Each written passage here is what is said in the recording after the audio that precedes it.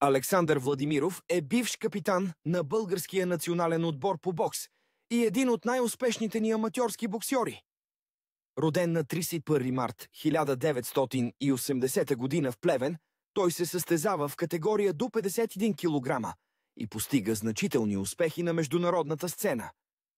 Сред най-големите му постижения са сребърен медал от Европейското първенство през 2002 година в Перм, Русия, и бронзови отличия от световните първенства в Белфаст и Банкок.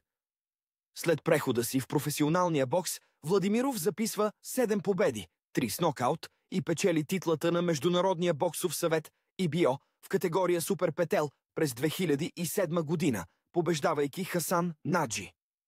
Той успешно защитава пояса си срещу Бертранд Босел. След края на активната си кариера се посвещава на треньорската дейност. Основава боксов клуб Александър Владимиров в Луковит, където тренира млади таланти заедно с Тошко Иванов и Калин Красимиров.